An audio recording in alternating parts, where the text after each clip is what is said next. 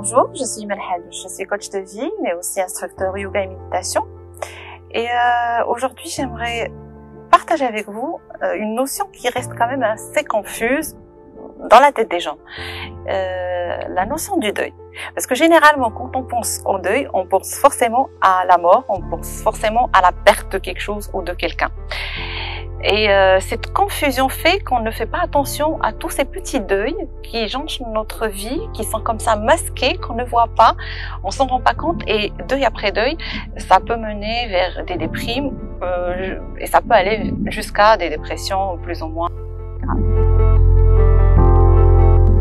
La définition du deuil, c'est un changement radical et un changement qui fait que notre vie ne sera plus jamais comme avant. Et donc finalement, ça peut être lié à un heureux événement. C'est très bizarre. Le mariage est un deuil. C'est une fête, on est heureux, c'est quelque chose qu'on a espéré toute notre vie. On a préparé cette belle soirée avec la famille et les gens qu'on aime.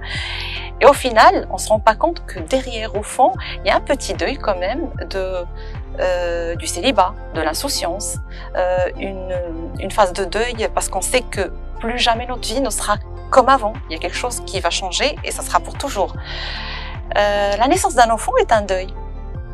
Bien sûr, on a voulu cet enfant, on l'a conçu avec amour, on attend son arrivée avec impatience et son arrivée illumine notre vie, c'est un total bonheur. Mais quand même derrière, il y a un petit deuil.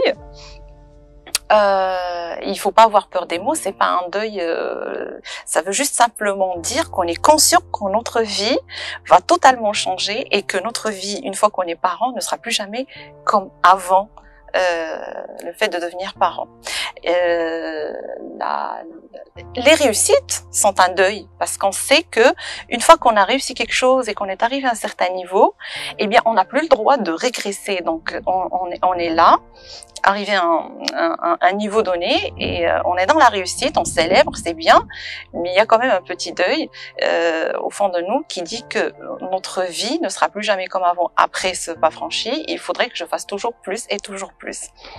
Le départ des enfants qui sont devenus adultes, bon, c'est une fierté, ils sont autonomes, on est content, ils font leur vie, mais il y a un petit deuil derrière. La fin des vacances, c'est un deuil terrible d'ailleurs.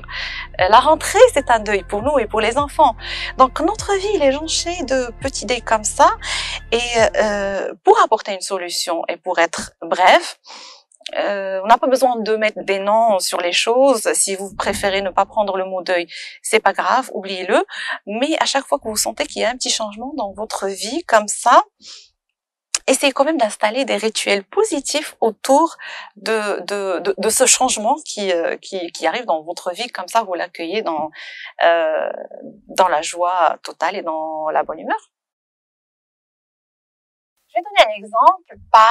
Par exemple, quand vous souffrez de ce qu'on appelle le syndrome du nid vide, quand les enfants sont partis, c'est terrible, hein, parce que là, on touche l'identité d'un parent. On a toujours été parent et du jour au lendemain, on n'est plus parent, qu'est-ce qu'on est? Et donc, ça serait bien d'installer des rituels comme aller faire la marche chaque matin ensemble, installer le rituel de sortir, manger ensemble en couple, reprendre notre vie de couple, ou alors reprendre une activité professionnelle, aller faire une formation qui nous tentait depuis longtemps.